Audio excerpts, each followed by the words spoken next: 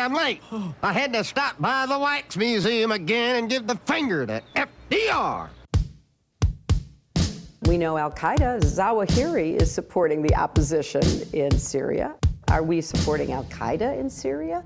Well,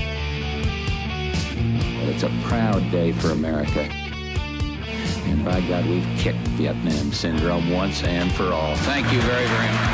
I say it, I say it again, you've been had. You've been took. You've been hoodwinked. These witnesses are trying to simply deny things that just about everybody else accepts as fact. He came, he saw, he died. Well, we ain't killing their army, but we killing them. We be on CNN like say our name, bitch. Say it 3 times.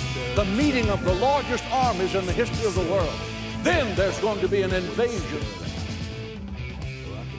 All right, you guys, on the line is Major Danny Sjursen, still an officer in the U.S. Army, regular contributor to the American Conservative and to antiwar.com, as well as truthdig.com, and taught history at West Point.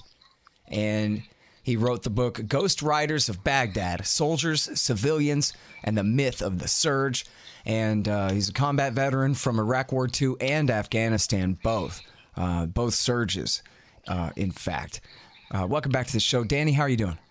I'm good, Scott. Thanks for having me on. Really appreciate it.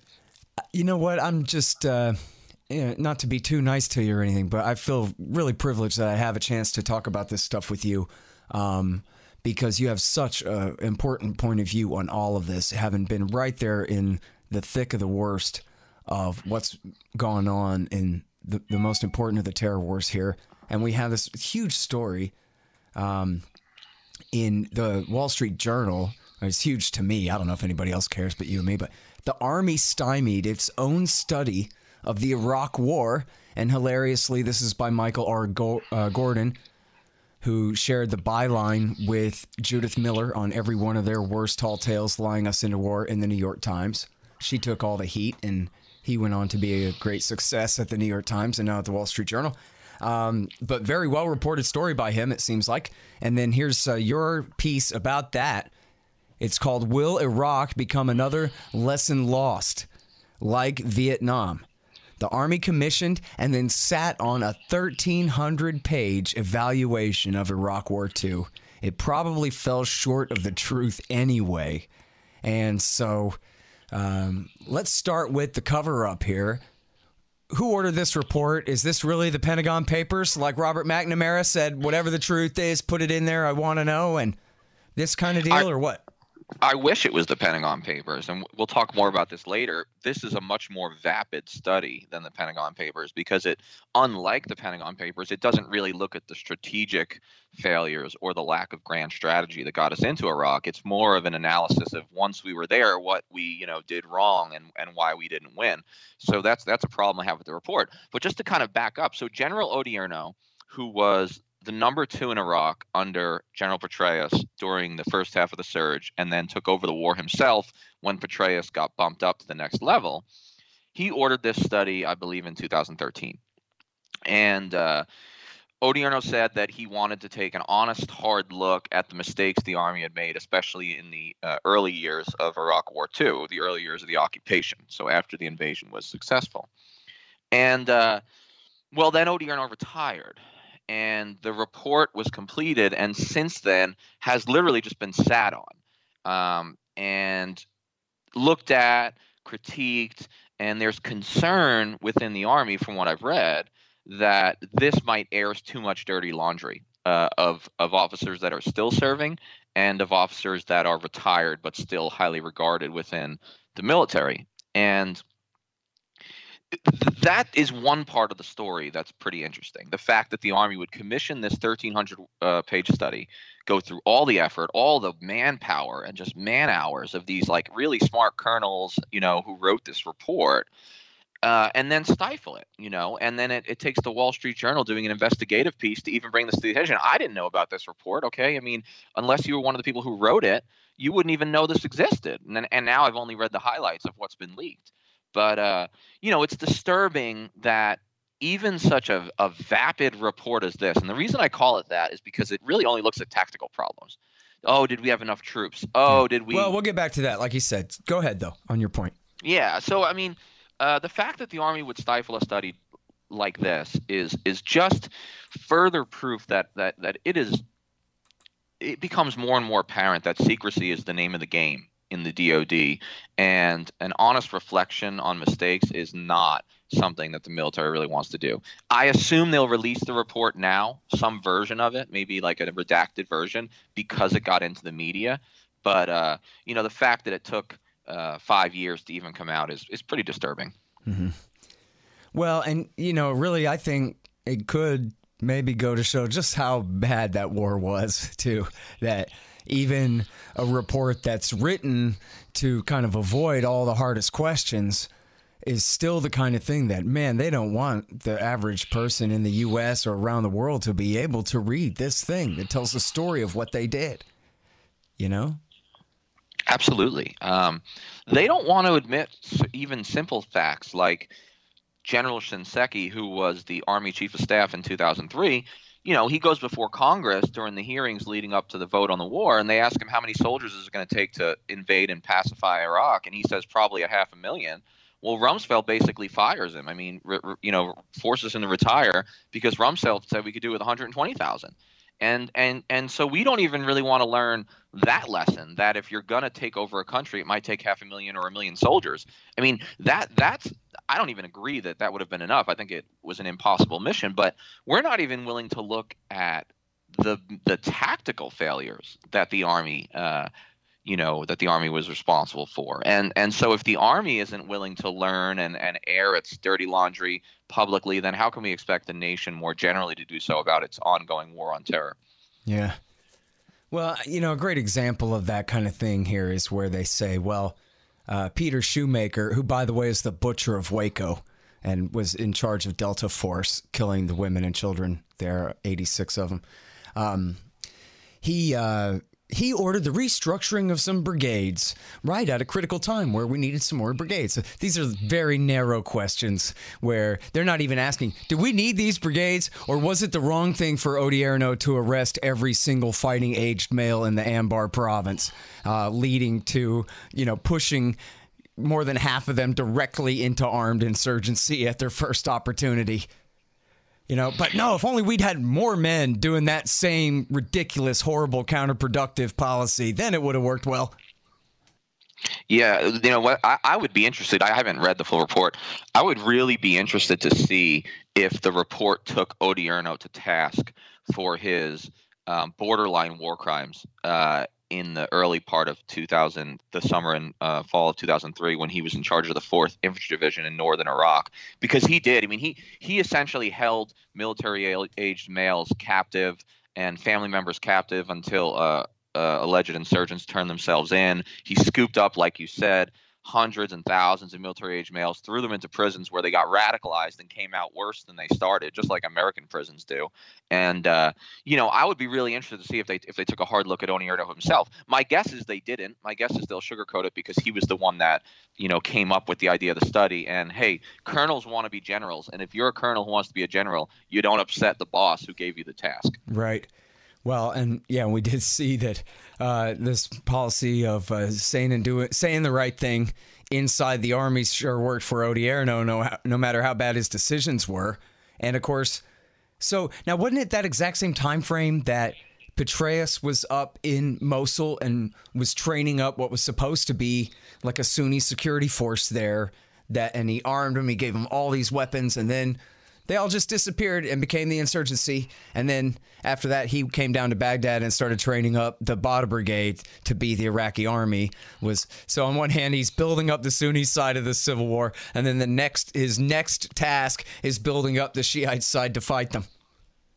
It's exactly the same period. So, the transformational Petraeus myth is that Odierno is sort of like the villain in the story, according to the Coindinistas, the Army's folks who are obsessed with counterinsurgency. So Odierno is like conducting old school counter-guerrilla warfare, and according to the myth, he's like making things worse. Now, he is making things worse, but the myth is that Petraeus was completely successful in Mosul. But what you described is more accurate. So he has limited short-term success and long-term failure in Mosul.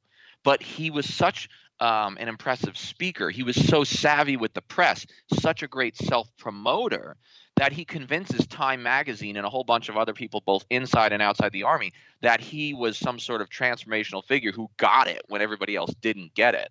But the problem is he takes that myth and he tries to apply it writ large in Baghdad and across the whole country. And, of course, he does the exact same thing. He arms a Sunni militia out in Anbar, and sure, in the short term, violence went down. But in the long term, those guys got alienated from the Baghdad Badr Brigade government and took their guns and took their fighters and eventually joined ISIS, where many of them fought and eventually died. So the myth of the surge, which I wrote a book about, is problematic, like to the nth degree. And I'm afraid this report is going to be just one big self-aggrandizing pat on the back that says, hey, we up in the beginning, but we figured it out in the surge. And I just think that's a total misunderstanding of Iraq War II.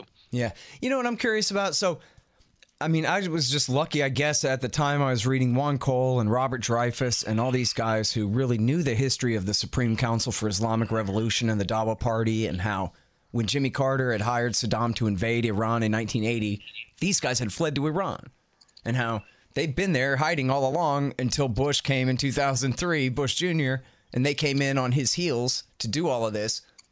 So I understood all the context. And Juan Cole, actually, as much of a warmonger as he is, he really understood a lot of the dynamics about, for example, why the Sunnis were so determined to fight to try to hang on to power in Baghdad, because they were so outnumbered and they don't have the oil resources. So if they don't control the national government, they're basically left out in the desert to burn.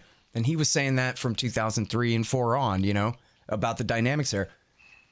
My question is, though, did the generals even talk about this in that sense at all? I mean, they must have known. I don't want to, presume doe-eyed innocence on their part or whatever, but all the propaganda was so thick about how, yeah, it's us and the Iraqi people versus the terrorists, that I wondered, did they even really recognize that it's us and the Supreme Islamic Council and the United Iraqi Alliance that rules Shiistan versus the Ba'athis and the Sunni tribal leaders and so forth, and that was really their goal, to go ahead and cleanse Baghdad of the Sunnis and consolidate this new Shiistan? Or do they really have no idea what the hell they were doing? So my opinion on this is that in the beginning, the first few generals in charge of the invasion and the occupation just didn't get it. They, along with the president, had very little understanding of even the difference between Sunni and Shia, and Sunni, Shia, and Kurd. Petraeus, though, I think Petraeus is a very cynical figure.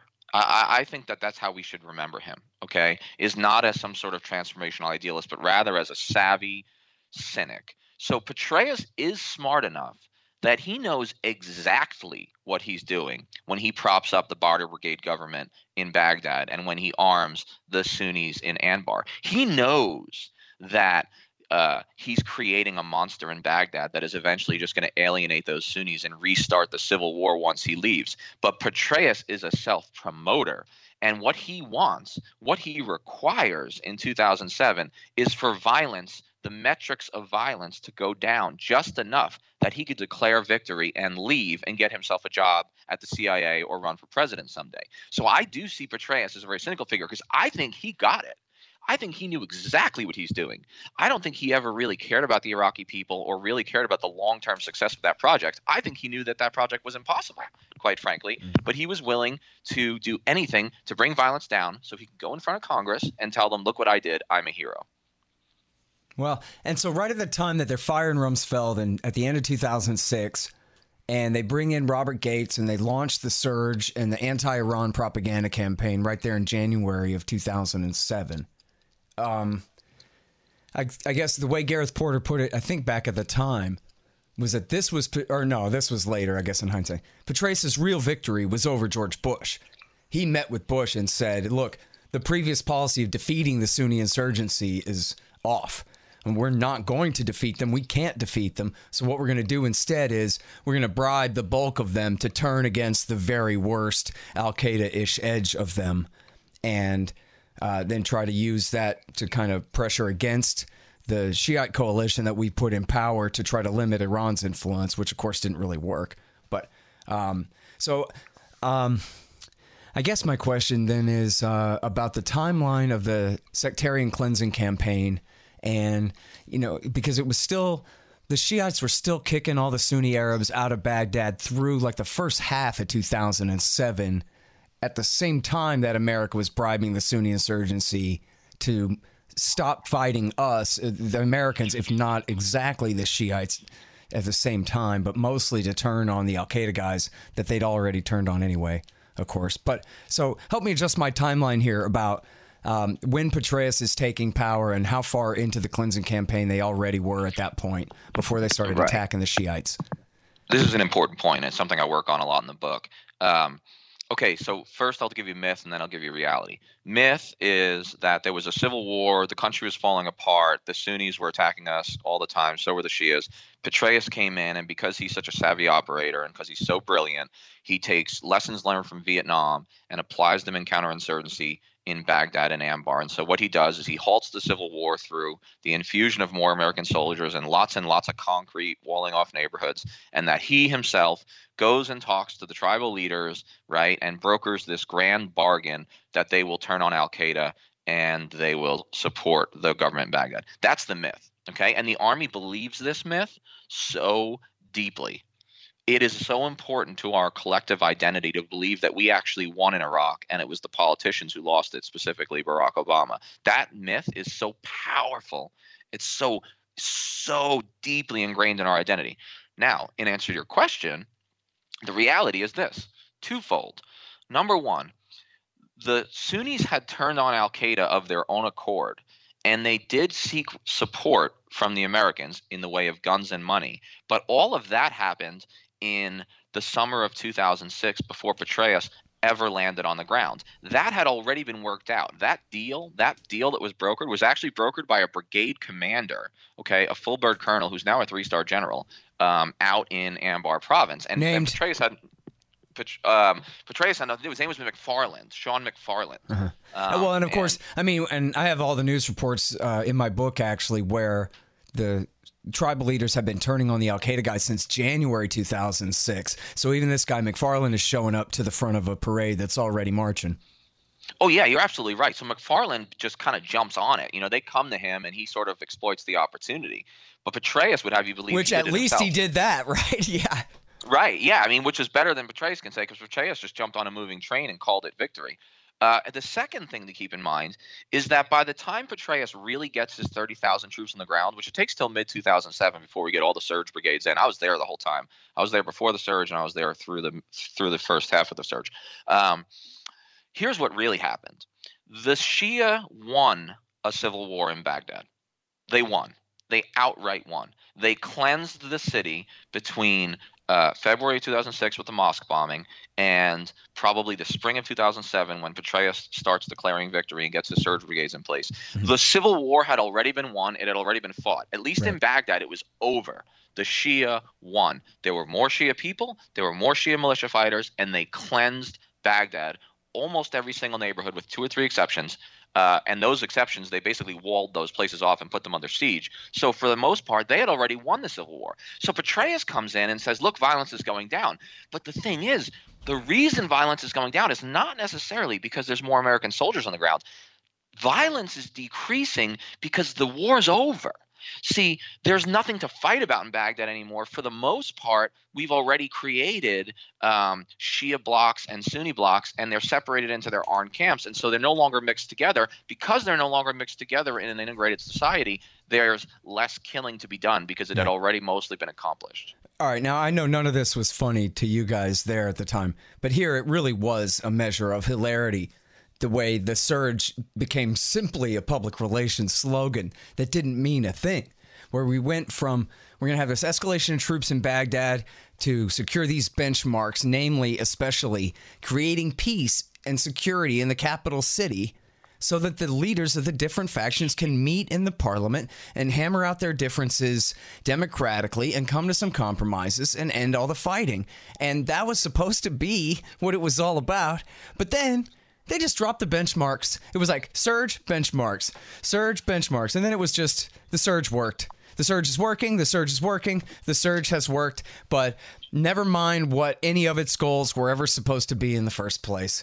And then that worked. They went from the surge is working to the surge worked, and people repeated it like it was God Bless America, and that was the end of that. Well, you're absolutely right, and it's the level of absurdity involved in this is sort of shocking. So I mean, it was almost farcical for me, even being in Baghdad and losing soldiers during that period. It was still farcical. I almost had a laugh, a very dark laugh. So the surge, like you said, wasn't an end in and of itself in the beginning. We were sold a bill of goods that the surge is a temporary measure in order to, like you said, create the space for the Iraqi government to form like a strong coalition and integrate all the factions and create political solutions. Once it was clear that was never going to happen, which was very clear very early on, then the surge became an end in itself. We were surging so that we could surge. You understand? Instead of saying we're surging so we can have a political settlement, after a while it became, oh, no, we're surging so we can surge, so we can show that the surge worked, and so we can show you that violence is down. And so it just became all about itself. And so then the surge lost all meaning. Mm-hmm. In fact, the term has lost all meaning. I wrote in my book, I was sort of joking, but it's true. The myth of the surge was so powerful that the very term entered the military lexicon in a way that you can hardly imagine. Any successful push, any like doubling down and hard work got called a surge. So we would say things like, if we had to stay late on the staff and like work on PowerPoint briefings till 2 a.m. to please the colonel, we would say, all right, we're surging tonight, guys, we're surging. But like dead serious. It became part of the lexicon. And I was like, I watched this happen, and I wrote about it. And I can see how that works, right? Where it starts out, it's kind of a joke, but then it becomes not a joke. It's just the new. And the military really is heavy on new speak, right? Acronyms and new terms for everything. Absolutely. We live by our euphemisms. Absolutely. Uh-huh. All right. So now part of this too was, so right as you're saying, I guess, the sectarian cleansing campaign is done in the very first couple of few months of the surge, right? March, April, May, right there in 2007. And then that opens up the opportunity to now, and I know we've talked about this before, but it's so huge and important and key and yet not key at the same time. They turn on the least Iranian-tied faction of the 3 major Shiite factions in the Shiite alliance in order to attempt to limit the influence of Iran in Iraq. And that meant you and your guys fighting against Muqtada al-Sadr and his forces. And now, so, but I guess maybe I'm begging the question there and assuming too much. I mean, there was a Shiite insurgency too, and there were groups that I guess, you know, the Badr Brigade had mostly all become the army. So it was Sadrist groups and factional split-offs, and Asaib al-Haq and these other guys were attacking American soldiers. But that really was, though, wasn't it? Because that the U.S. had targeted them first. They blamed Iran for Sadr, who refused to go along with them, even though it was really Dawa and Skiri who were the Iranians' cat's paws, far more than Sadr at the time. Yeah, and that was one of the more disturbing things about my time in Baghdad. I was mostly in East Baghdad, which meant I fought Muqtada al-Sadr primarily. Most of the deaths and wounds in my platoon were at the hands of Muqtada al-Sadr's Mahdi army, or Jaish al-Mahdi as we called him. You're absolutely right. The United States turned on him very early in the war, shut down his newspaper. In 2003, sort of unleashed a rebellion in 2004 in Sadr City, when the reality is that Sadr, for all his flaws, and he's a piece of in a million ways, but for all his flaws, Sadr is a nationalist. He is not an Iranian stooge, then or now.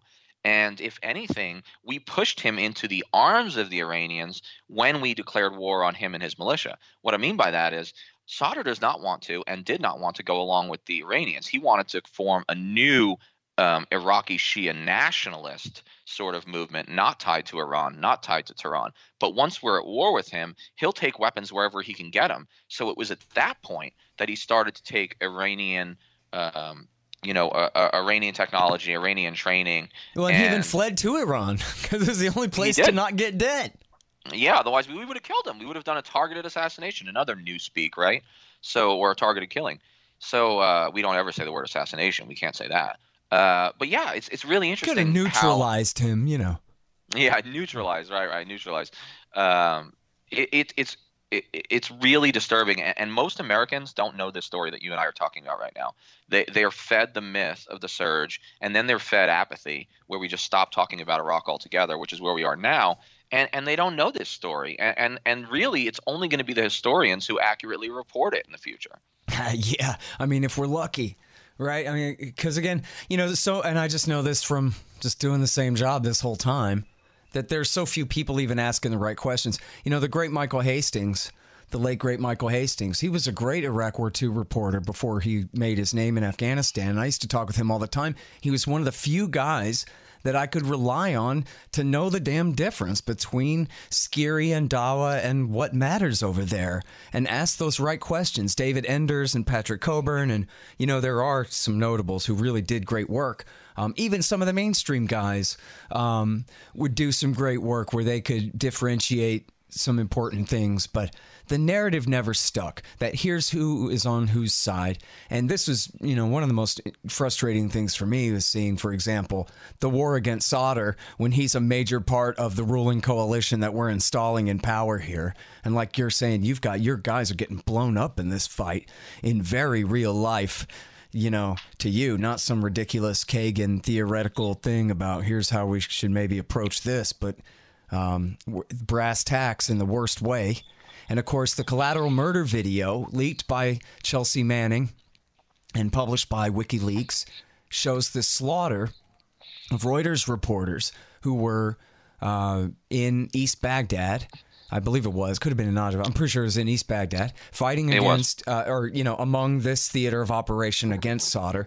And then when that video came out, Robert Gates, the Secretary of Defense, said, well, look, when you're seeing that, you don't really understand. You're just looking at war through a soda straw without the context, right? And so you're seeing, okay, these people are getting killed, and that's unfortunate, but somewhere out there is a context that makes this understandable. And yet, no, when you zoom out, the context is they're fighting against their ally. And these innocents got caught up in it. So how the hell do you justify that? Absolutely. Well, look, the military and the media and you know what? Not even Assange or anyone else even framed it that way, because no one understood. No one understood what's the United Iraqi Alliance. They never explained on TV one time what the hell that meant. So no one, Gates was really right. It was like me and Gareth Porter and a few other people who were really looking at it from exactly this light and asking exactly these questions. We understood. But even in that book, and we've talked about this before, but I don't care anyway. Even in that book, The Good Soldiers, which is all about surge army troops under Colonel Kozlarich there in East Baghdad, that Colonel Kozlarich once kind of wonders aloud, isn't it kind of ironic that we're fighting against a Shiite faction in this thing right now? When they're kind of And then there's one part in the book where David Finkel from the Washington Post wonders himself, yeah, it is kind of strange, isn't it? But none of them really get it, and none of the guys out there doing the fighting get it at all. They don't even know enough to ask. They don't, and the thing is, I was never really able to explain it to my soldiers, and they didn't even really want to know. I mean, they're so stuck in the fight, and I don't blame them. But how could I explain the context to the soldiers? I mean, that context was hidden from the American people very, very purposefully, okay? There's a reason. Gates said that video lacked context, but the truth is, he never wanted to provide us that context, because if he did, he would have shown the exact circular logic and counterproductivity of the entire mission that you've so aptly described. So, he says it's through a soda straw, but that was by design. The White House, the executive branch, the military, they never, first of all, they barely understood it. Second of all, what they understood, they didn't want you to know. They didn't want the American people to understand how circular the entire logic of the insurgency was, how we were feeding it through our own actions, how it was becoming an end within itself. They didn't want you to know that the surge was a big lie, because that would have destroyed their whole narrative of victory. That's why we were able to declare victory and go home temporarily until ISIS forms, which we're directly complicit in. All right, so here's who all sponsors this show. First of all, Mike Swanson and his great book, The War State, about the rise of the military-industrial complex after World War II. An excellent history there, and get all of his investment advice at wallstreetwindow.com. Then there's Roberts Brokerage, Inc., where you buy your precious metals, and that's at rrbi.co, rrbi.co, for all your gold, silver, platinum, palladium, etc. No dev, no ops, no IT. A great book about how to run your technology business like a libertarian. No dev, no ops, no IT by Hussein Badakhshani. It's really great. I mean, I'm no businessman, and I really enjoyed reading it. So I think you should check that out. And also Kesslin Runs, the great new novel by our friend Charles Featherstone. It's in the very near future and only slightly dystopian. No, maybe worse. Kesslin Runs.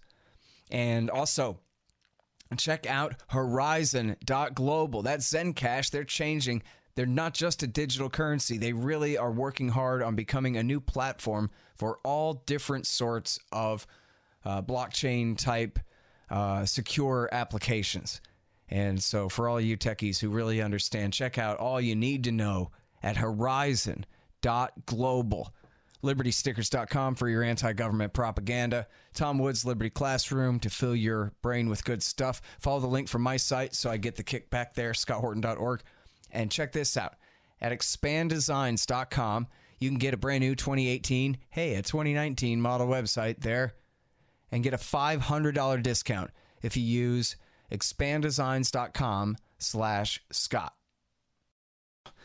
Well, and then there's that whole myth that leaving Iraq is what created ISIS, which ignores the fact that it was the U.S. and our allies actively participating on the side of the Sunni-based insurgency in Syria, and in fact, virtually directly supporting the al-Nusra Front, which is just al-Qaeda in Iraq and Syria, that led to the rise of the Islamic State. So we could pretend, everybody likes to pretend that we don't all already know that from this very covert foreign policy in Syria from 2011 on, but it's right there. In fact, I'm sorry if I'm being redundant with earlier interviews, Danny. I can't remember what we talked about or not, but Donald Trump got this right in the campaign. Donald Trump said, Obama created ISIS, and everybody went, oh, boo, what are you talking about? You're crazy. And he said, yeah, he supported al-Qaeda in Libya and especially in Syria, and he pulled the troops out of Iraq. So when they came from Syria into Iraq, there was no one there to stop them. And it was like, you know what? He nailed it. He got it 100% right with the proper context. But then later, of course, he dropped the first two parts about Obama took the side. Him and Brennan took the side of al-Qaeda, and Petraeus, who was head of CIA in 2011 at the beginning of it, of all this, that they took the side of al-Qaeda in Libya and Syria. And that's truly what led to the rise of the Islamic State. That then, yes, is true. Bush's foreign policy, that including Obama's foreign policy, meant that Western, predominantly Sunni Iraq was just wide open, lawless, ungoverned territory. You want to hoist a black flag, there's no one around to stop you. And so they rolled right in. I mean, the seeds of ISIS was planted the minute that we crossed the berm in March of 2003. ISIS basically forms its ideology in our prisons, which become terrorist training camps. But even then, I don't buy that, because you know what? Like, they didn't rule Iraqi Sunnistan from the time of 2006, as we talked about, when the Sunni tribal leaders virtually eliminated them, until the CIA started spending $1 billion a year on their effort in Syria, which brought them back from virtual extinction in Iraq. Well, you're absolutely right about that. Sunnistan at that time was ruled by the tribal chiefs and the former Baathists, not the jihadists. No, you're right, and it's only in response to our backing of like a chauvinist Shia government under Maliki that alienates those Sunnis. You're right. It's only at that point that they re-ally themselves with the Islamists who they had abhorred earlier. One of the interesting things is I read in reports that a lot of the leaders in ISIS actually. The military leaders, okay, not the spiritual leaders, but the military leaders, a lot of them are like former Baathists who are secular. They don't even believe in this bullshit. Right. They just allied themselves with ISIS because they saw them as the best protector of the Sunni community against Badr Brigade Baghdad. Right. You know what, man? I forget the guy's name now, but we published a couple articles from him at antiwar.com. I'm thinking it must have been in 2014, right after the declaration of the state by Baghdadi and all of that. Where he really wrote this great thing about Sunni power in Iraqi Sunnistan, basically being this three-legged stool of the Baathists, the tribal leaders, and the jihadists, and how the alliance was the former two, and then it became the latter two kind of thing, for a while there. And now it's back to the tribal leaders again, after Iraq War III. Absolutely. Which nobody even talks about that. Iraq War 3, nobody even... Remember that time we had a third Iraq War from 2014 through 17 and killed thousands of people? Oh, yeah, just like leveled Mosul, destroyed the number Ramadi. 2 city. Yeah. Oh, yeah. I mean, Mosul's the number 2 city. I mean, Mosul's like, the Chicago or the LA of Iraq, if Baghdad is New York. And we just leveled an entire city. Yeah, it was a massive war. We just did it differently this time. We did it with a smaller number of ground troops and a massive outpouring of air power and allying ourselves with various factions on the ground. I mean, it was a brutal war. It just looked different because there weren't soldiers in American uniforms dying every day like there were when I was there in Iraq War II. Right. Yeah. Instead, it was the Iranian-backed Shiite militias that we hate the most, acting as the foot soldiers on the ground. And just like in Iraq War II, who's zooming who, right? Who's fighting for who at this point? They're at our service or we're at theirs again, But absolutely. Yeah. All right. Hey, listen, so here's one thing, too, before we get back to Iraq War II, because I do want to get back to your story here, which is, the detail of this report that we're talking about stuff, because we do know some things about it here, assuming you can believe anything Michael Gordon says at all. But one important point about the surge is, as you were talking about what a successful brand name it became and all of that, and it became the basis for the surge in Afghanistan. So without telling the whole story of the surge in Afghanistan, we know how it ended. It didn't work. We know tens of thousands of people were killed. But thinking back on it, wasn't it just, right around, say, 9 years ago that the CNAS crowd, the Obama Democrats and all those people came in, and I guess 10 years ago, came in pushing that we have to take the surge and expand it onto Afghanistan because, as we all know, because John McCain said it 6 times fast and out loud, the surge worked. And so what do we know about that? We know that surges work. And so How are you going to have a crisis and not do a surge, man? You have to. And so they did, and they escalated up to 100,000 men over there. Yeah, and I was lucky enough, or unlucky enough, of course, to serve in that surge, which was just really ironic because I didn't believe in the first one, and then I get my ass sent to the second one. You're right. I mean, it became an article of faith. The word surge stopped having any logical basis and started to become a religious, theological, statement of faith. So if you said it enough, the surge worked, the surge worked, the surge worked, and you clicked your heels 10 times and spun around 3 times in front of the mirror, then the surge would work. But the problem is, why is there a surge in Afghanistan? Well, there's a surge in Afghanistan because Obama's too weak to take his own stand on foreign policy. So he basically extends the Bush doctrine, and then says he's not, but he does. And Hillary Clinton is right on board with all that. And the reality is, it's all the same players. It's like the same movie. It's like Rocky II. You know what I mean? It's all the same characters. So you have Petraeus. Okay, where is he? Well, he used to be in charge of the Iraq War, but now he's been bumped up a level to the commander of CENTCOM. So now he oversees both the Iraq and the Afghan war. Okay, so when it comes time to create a new strategy, quote unquote, in Afghanistan, he only has one pitch. Okay, it's a fastball down the middle every time. It's, what are we going to do? We're going to surge. So who gets put in charge? Well, we fired General David McKiernan because he wasn't part of Petraeus's clique, and instead we take General Stanley McChrystal. We put him in charge of Afghanistan. Oh, who was Stanley McChrystal? Okay, he used to run JSOC in Iraq. He was the guy snatching people up at night and killing folks in the middle of the night on raids. So he's on the Petraeus team. So it's the same characters from Iraq Surge 1.0, that are then put in place. And all the players are there, and they only got one pitch, so it's Surge 2.0 in Afghanistan, which was a total misunderstanding of the fact that the Surge did not work and that it was unapplicable to a place like Afghanistan that was so different from Iraq. Yep. Which, and by the way, just for the record, and just because I'm old now and been doing this the whole time, that we all had every expert in the world on to explain why it was not going to work in real time before they did it. When Obama was still a candidate and first started talking about Afghanistan as the good war in 2007, everybody in the world on to explain why escalating would just make matters worse. Any idiot could have told you that if they weren't in on it, if they didn't have some ridiculous professional or social reason for pretending to believe that this was even possible at all. So that's not to pat myself on the back. That's just to say how obvious it was that they were perpetrating a fraud.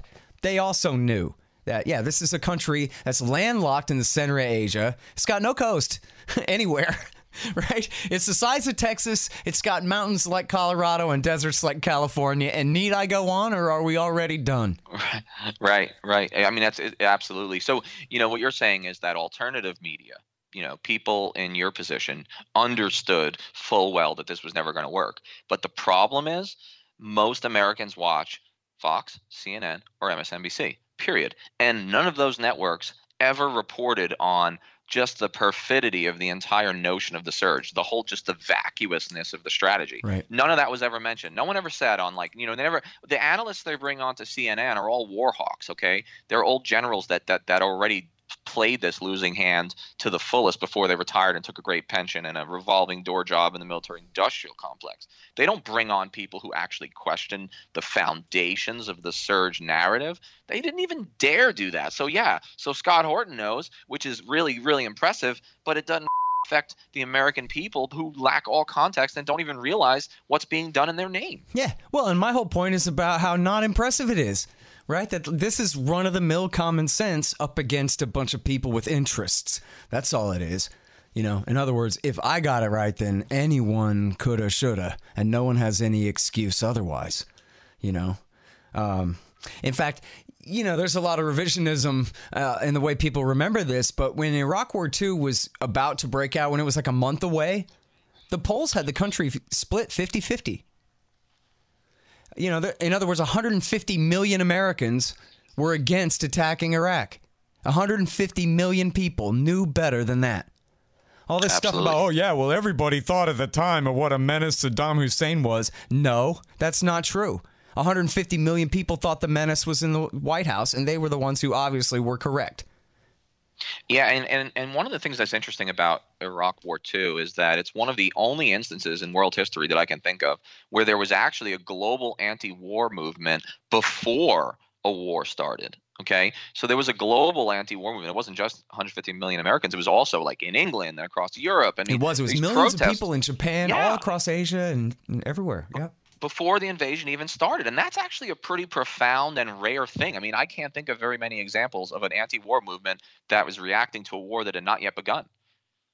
And it's too bad that we just couldn't hold it together. I mean, everybody just went home after that. It was like, well, so begins our long national global nightmare here, and shrug. And the argument that, okay, see, no weapons, pull out now, turn around before it's too late to make it worse and whatever kind of thing. The voice was lost. It was gone. Everybody was defeated, frankly, and realistically. And I don't know if it would have even changed anything. I guess that's what people figured. It didn't stop the war. How's it going to end it quicker, And then plus partisanship means that it all got turned into just support for the Democrats in 2006, and then it was over for the anti-war movement then. But and the Democrats in 2006, they win that big blue wave election, and then they just folded. They just folded under the pressure of a really impressive general with shiny medals who stood in front of Congress, and they were scared shitless to question his narrative because they were afraid they would look like pussies. They were afraid they'd look like peace doves and that they would look like hippies and they would be un-American. So they just folded before this real just absolute mirage of a general, which is the best way I could describe David Petraeus. He's a really smart guy with nothing inside of him. He's a guy who can paint anything beautifully for the public, but there is an emptiness inside that man. He there was nothing to his argument. There was no substance to his entire narrative, but the Democrats, true to form, just folded before him. Yeah. It was hilarious. I thought how he passed out at that meeting where he was perjuring himself before John McCain. And if I remember right, this was, reporting on the supposed success of the Afghan surge is after a few months of him being in charge from taking it over from McChrystal. And he's like, yeah, McCain, everything's going great. Oh, blam. And he slams his head on the table and everything.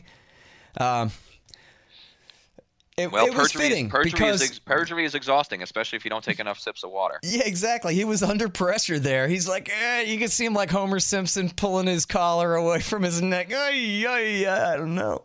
All right. Hey, let's pick this report apart from what we know about a little bit more and in detail, because I really hate everything that they say in here as completely missing the forest for the trees and asking all the wrong questions and doing it in all the wrong way. And I know that you feel the same way about it. So some of the bullet points from the Wall Street Journal article, as you have them, Again, in your piece at TAC, will Iraq become another lesson lost like Vietnam?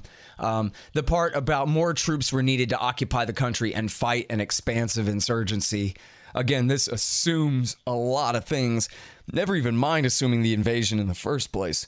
But it assumes the right to create a new government and to fight to vanquish any who would oppose its institution, which is a whole bunch of presumptions right there before you even get started about how many troops that's going to take after you've debothified the whole government and disbanded the entire army and now have to create a new one and all of these things. Yeah, I mean, it fails to question whether social engineering at the point of the bayonet is even possible or moral. Like I think the war is unwinnable from the start. I think the very idea of the invasion, I think we lost the day we decided to invade before we even did it. But this narrative that if we just had more troops, I mean, it ignores all that stuff. It ignores the fact that creating a liberal democracy on the banks of the Tigris River at the point of an American bayonet, an American, Christian, foreign occupying bayonet is like somehow going to be plausible. It's just, of course, it's a fallacy. Yeah. All right. So now what about the second point here? The failure to deter Iran and Syria, which gave sanctuary and support to Shia and Sunni militants, respectively. What do you say about that? Yeah. So, okay. How would we have stopped that? Tell me how we should have deterred them. Short of an actual invasion, short of strategy that is up to and including war, how do you stop Iran and Syria from having a role in Iraq? They've always had a role in Iraq. They're neighbors with Iraq. That's like saying that the United States wouldn't have some role in Mexico if a country from halfway around the world like China somehow invaded it. Like, that's our neighborhood. The Caribbean is our sea, right? And the reality is Iraq has always been a playground for the Syrians and the Iranians and others. So this idea that we could have stopped it is to me, it's laughable.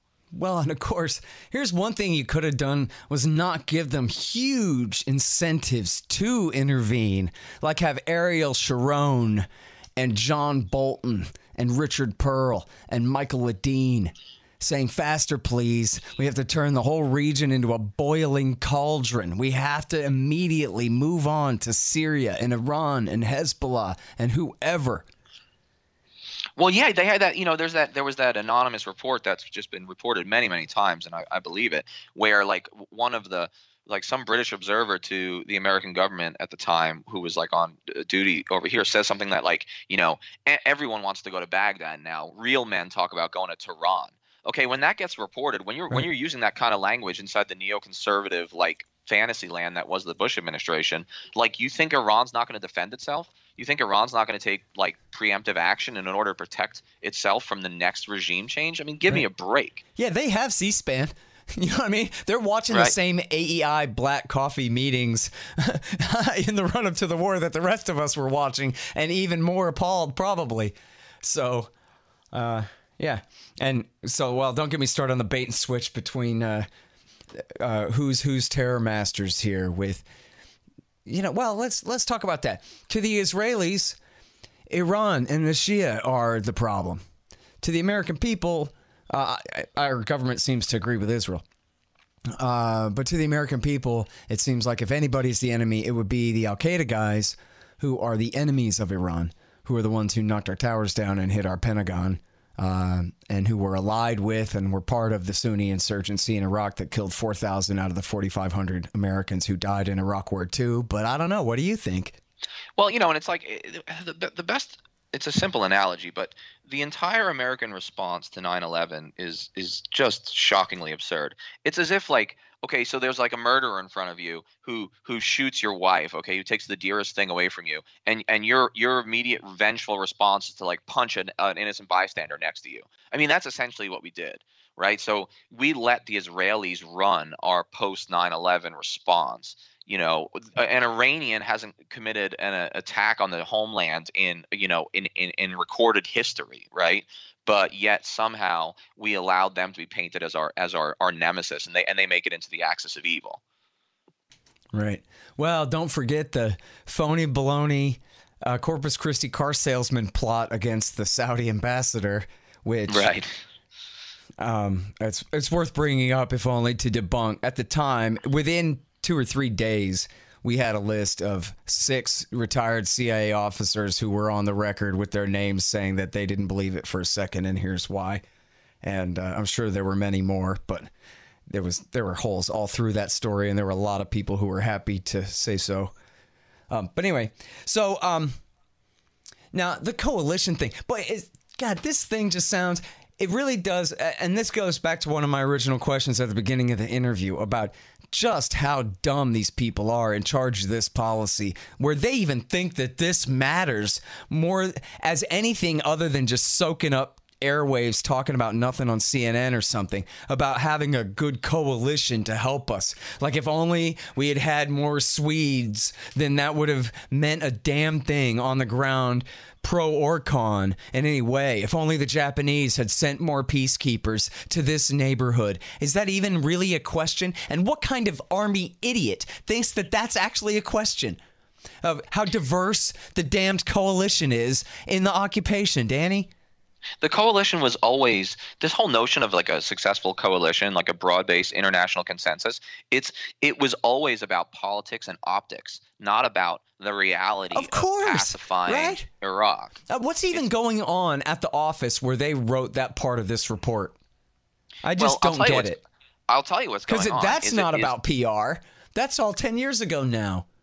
The coalition warfare, okay, and joint warfare are 2 terms that are similar to surge. They've just become buzzwords in the military. So we've just been, trained to think that the answer to every military political question is, oh, you just need a broader coalition. Oh, you need more international legitimacy. I mean, that's why they think it. They've been taught. They've been programmed to think this way. They're just throwing buzzwords out there. And it's all PR. It has nothing to do with the reality of trying to craft liberal democracy in an external Middle Eastern country. Right. Yeah, and then the detainee policy here, I mean, that's where we started with Odierno's mass sweeps of fighting-age Sunni males and the creation of the insurgency there. And you already talked about specifically Baghdadi being turned from whatever he was into the leader of the Islamic State, the leader of al-Qaeda in Iraq, essentially, after his time in the Camp Bucca prison, as well as Abu Ghraib, as Jonathan Schwartz at the Internet went and compared all the serial numbers and everything, and the Army admitted that they had him at Abu Ghraib at the time that those torture pictures were taken from the scandal there. So it's fair to assume the worst happened to him during that. So anyway. Detainee policy at the macro level, from the minute they decided to open Guantanamo, the moment they decided that we were going to treat quote terrorists, anyone who dare fight against the Americans on their own home turf. The minute we decided that they weren't going to be considered combatants, the minute we decided they were going to be unlawful combatants, we lost the detainee battle. And also we lost the PR battle in the greater Middle East, because it's not an accident that when they behead American journalists that they capture, how do they dress them? They dress them in orange jumpsuits just like it's Guantanamo. Yeah. That message is lost on most Americans. It is not lost on people in the Arab world. Hey, was that really confusing for your guys that on one hand, we love these people so much, we're doing this all at our own expense for them and creating this new democratic, wonderful society, and yet at the same time, they're all a bunch of terrorists. They're the Hajis, they're the ragheads, they're the enemy. They're trying to kill me, and I'm trying to kill them. And when you can't differentiate between who's supposed to be a good guy and a bad guy, and they won't even tell you who's on whose side in terms of the names of the different sectarian factions or anything, it seems like you'd be just lost over there, shooting at whoever they tell you to shoot at, but not ever knowing why. My soldiers were so confused, but for the most part, most of them didn't have the intellectual curiosity to care, and I don't mean that as a knock at them. They were so busy trying to live. They were so busy trying to make sure our Humvees worked, and they had enough armor, and that their weapons were trained effectively. Well, but I never even mind, because I kind of got diverted off onto the sectarian thing. But even just we hate these people, and we're loving them all to death at the same time, too. They're all our enemies, and they're all our friends. Seems to be more or less the life y'all were living over there. 100%. Most of my soldiers, they just hated all Iraqis, quite frankly. They never believed in the whole bringing peace and democracy to the Middle East. They thought every Iraqi was the enemy. I mean, I tried to break them of that, but at the same time, I understood why they felt that way. I mean, the government of the United States, like you said, had this strange binary of like good Iraqi and bad Iraqi. So we're scared of them, and they're all bad terrorists, but we also are here to make them better because we love them. And it's like we never ever figured out like how at odds those two notions were. Yeah. And so then it's the last bullet point. I really should have reread this article this morning before getting you on. I read it yesterday and I already forgot. But no, it's this last bullet point goes right to what we're talking about there with the sectarianism and the ignorance, not just, you know, of your guys on the ground there fighting, but up the chain of command, who knows how high, and throughout the media and everything. We talk about, in their report anyway, they say that the military commanders, I guess, believe their own propaganda that the 2005 Iraqi elections would have a calming effect. When, of course, what happened there was that the Shiites won outright so badly that it immediately kicked off the next stage, really. I mean, the sectarian war had kind of already started, but it was a major factor in the sectarian war, especially for Baghdad there. Those 2005 elections. And how in the world could they have thought, you know, the blogger Bill Mon, I like giving this guy credit, I have no idea who he is, but way back then, I remember January 2005, he had a blog entry after that election called Ayatollah You So. And it was all about how the Shiites have now won big time, which means that the Sunnis are full scale going to war to cling to what they have left. Because if they lose their control over the national government in the capital city, then they've lost everything. And everybody who's not an idiot knows that. And so here comes the worst of it, everybody, as Jon Stewart is celebrating purple-fingered elections and this kind of surface public relations image. This was the worst thing they could have done at that time, was to give everything over to Sciri and Dawa. And that's exactly what, and the Badr Brigade. And that's exactly what they were doing. Yeah, I mean, American political and military leaders were utterly obtuse and uninformed to a certain extent. I mean, some of them were cynical and knew better, but a lot of them didn't. I mean, the fact of the matter is that the minute you invade Iraq with the, you know, liberation theology that we used, if you attempt to put a real popular democracy in Baghdad, that meant by definition that the Shiites would become paramount. And like you said, the Sunnis who were sitting on a losing hand. Why? Because most of their land is desert without any oil. The Kurds have oil in Kirkuk and up there. The Shia have oil out the down south. Who's sitting on a losing hand? Well, the 20 to 25% of the Iraqis that are Sunni who are sitting on an arid desert. Okay, if they don't control the national government, they control nothing. So you're right. As soon as we gave, you know, majoritarian democracy over to the Shia Badr brigades, we were guaranteeing a civil war, which is of course exactly what happened. Well, and of course what you just said too is also why Iraq War 3.5 is going to last for decades, as it is, you know, such as it is right now. The Islamic State vanquished, but the Sunni-based insurgency will continue to thrive throughout Iraqi Sunnistan. They'll continue to fling suicide bombers at Baghdad and whatever Shiite populations they can get at. And this thing will never be over now. Yeah, we still haven't solved the, you know, it's funny. Remember what we said. The surge was supposed to create the political space, I mean, the security space for a political realignment, right, for a political coalition. That never happened. It still hasn't happened. That we were told back in 2007 that that's why we were surging. Well, it's 11 years later, and the essential problems of the artificial Iraqi state have not been solved. Okay, it is still three different regions that are sort of at war with each other, with the Sunni majoritarian democracy in charge of Baghdad. That problem has yet to be solved, and that's why, like you said, this war could go on forever. Yeah, you meant to say Shia there, but anyway, yeah, we get right, you. right, yeah. exactly. And exactly. Well, yeah, and so I mean, and that is the thing is that I mean, Maliki is gone, so I guess it's conceivable, right, that you could have a Shiite government that really recognizes what we're talking about, the new powerlessness and resentfulness of the Sunni dominated or predominantly Sunni areas of the country there, and that, you know what, we have to be good sports and be magnanimous enough to bring them back into the fold enough that we can all be countrymen again. But that pretty much sounds like magic compared to what we have now, which is, I guess the new prime minister is from the Supreme Islamic Council, not Dawa. In fact, it's the guy, Al-Mahdi was the guy that, remember the Hirsch article from, I guess it would have been 2004, when they were trying to rig the election for the Skiri guy. This was him, Al-Mahdi. Back then. But now, so for the first time, it's not Dawa, it's Skiri. I don't know if that makes much of a difference, but you have I guess it's ISCI now. The Islamic Supreme Council of Iraq is the new prime minister. But they would have to just be selfless in their willingness to forgive and forget that whole ISIS thing, and let's all be brothers again. And let me break you off a giant chunk of whatever oil wealth we got here. And that just sounds to me like it's not going to happen. In fact, I was just talking with Patrick Coburn on the show a few weeks ago about the level of corruption in Iraqi Shiistan, where all the people with the power just steal everything, and that's it. Nothing is invested in the public infrastructure or the providing any services whatsoever. It's one of the world's worst kleptocracies, and it's going nowhere. So those guys are going to be the ones to heal the rift with the Sunni minority that's now completely lost and on the outs? No. And so there's nothing but bad times ahead here, man. I don't know how else to measure it. All we've done is transfer a Sunni kleptocracy under Saddam Hussein for a Shia kleptocracy under ISCRI or whatever they're called now. I mean, that's all we've done. You know, we just substituted one. At least the old kleptocracy was mostly stable. You know what I mean?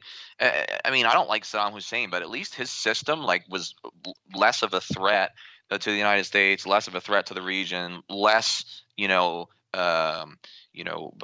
unbalancing of the entire region, right? All we've done is create this conditions for an ongoing civil war. You know what's funny, man? The level of brainwashing back then was so thick. And, there are young people listening here who just have no idea this. This is all ancient history to them, I guess, or whatever. But the level of brainwashing was so thick that I remember, and me, the first time I heard Michael Scheuer on TV, the former chief of the CIA's bin Laden unit, say just completely offhand, of course, that yes, America should have allied with Saddam Hussein after September 11th. We should have brought him back in from the cold immediately. I don't know if he said, but he should have. Donald Rumsfeld should have been sent over there to shake hands once again and tell him, as long as you keep Al-Qaeda down and quit with the mass war crimes, then, on your own population, then, we can do something. And there were no active war crimes going on at that point anyway. And that they have, I remember being kind of shocked. That wow. I mean, not that, of course, my idea is never back any government anywhere ever. Total non-intervention in all cases. But just hearing him say that we should have allied with Saddam rather than attacked him was the most dissonant thing. It was like he was shattering some kind of force field or something to even possibly broach that. And I remember the interviewers, too, being pretty taken aback by that. They're like, wow, how could you say that? And he's going, essentially, the guy wears a beret and shaves his chin every morning. What more do you want from him, man? Right. Right. Well, the reason that everyone was so shocked is because what he was doing there was slaughtering an American sacred cow, and Americans were just never going to accept that. We're never going to accept. Well, he's right, by the way, right? The guy was right. We shared enemies with Saddam Hussein when it came to Al-Qaeda. Yeah, well, absolutely. And we know, hey, might as well end with this then. And you may know something about this yourself. That the major talking point, there are two major talking points, I guess I'll say, against Al-Qaeda in Colin Powell's UN speech justifying the war, supposedly, were the lies of Sheikh Ibn al-Libi, who was tortured by the CIA and the Egyptians into pointing the finger at Saddam. And there's a brand new excellent piece about that that's going to be the spotlight on antiwar.com tomorrow, by the way. He was codenamed Cuckoo Bird, and they were torturing him into lying about Saddam. So that was one thing, the CIA there. And then the other one was Zarqawi. Zarqawi. He's in Iraq. Well, that's a little vague. He was in American protected autonomous Kurdistan. And they said, and this was Chalabi and his group's lies, that he had been wounded in Afghanistan and that Saddam had given him shelter at an Iraqi hospital and had surgeons operate on him and give him a fake peg leg. And so Saddam and Zarqawi were friends, and then also Zarqawi was Al-Qaeda and Osama bin Laden's servant, when in fact, the only connection between Zarqawi and Saddam was that Saddam wanted him arrested. And the only connection between Zarqawi and Osama was that he had told Osama, no, I don't want to join al-Qaeda. I want to kill the king of Jordan, not the Americans. So leave me alone. Right. And went off to Iraq. So he was not the connection to either one of them. And he was safe up in American protected autonomous Kurdistan and the military. And it's amazing, actually, how many different great sources there are in journalism on this question. I think it started, I may be wrong about this, I think it started with Jim Miklaszewski at NBC News, but then there were like, I don't know, man, I swear like at least half a dozen very well done stories about how the military begged the Bush government to let them kill Zarqawi in American protected autonomous Kurdistan before the war against Saddam began so that they would not have to deal with him. And Bush wouldn't let him do it, because he needed his talking point.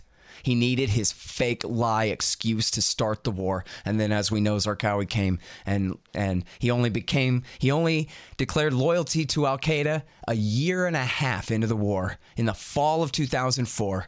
But in the meantime, and after that too, he led the very worst part of the Sunni-based insurgency, doing suicide attacks against Shiite pilgrims and God knows what, all of that stuff in the sectarian war there. Yeah, I mean, it's a great place to end. The reality is it speaks to the perfidy and just the vacuousness of the Bush agenda and how cynical it was. We needed an enemy, and we created one. We made Zarqawi into an international name. He was nothing. Like you said, he could have been wiped out without touching Saddam. Saddam might have helped us if we really asked him. Yep. Okay. The reality is we created the monster that then we had to spend 3 years trying to slay. Man. And then who was the precursor to Baghdadi and all the rest of this too. Absolutely. Man, oh man. History is such a pain, isn't it? It is. It really gets in the way of a good story, doesn't it? It really gets in the way of a good propagandist narrative. Yeah. Well, on to Niger, I guess. I don't know. Chad. Right. All right. Thanks, Danny. Hey, thanks a lot, Scott. Let me know when you throw this up so I can push it through social media. Sure thing. It'll probably be tomorrow or the next day. Okay, great, man. Good All talking right, to you thanks, as always. Dude. Appreciate it. Bye. All right, you guys. That is Danny Sjursen. He writes for us at antiwar.com. He is a U.S. Army officer, major in the U.S. Army right now for a little while longer anyway, till he gets out. You can also find him at the American Conservative Magazine and at truthdig.org. And his book, which I'm going to get to here, I got to. Man, I should have read it a long time ago. Ghost Riders of Baghdad, Soldiers, Civilians, and the Myth of the Surge. All right, y'all. Thanks. Find me at libertarianinstitute.org, at scotthorton.org, antiwar.com, and reddit.com/Scott Horton Show. Oh, yeah, and read my book, Fool's Errand, Time to End the War in Afghanistan, at foolserrand.us.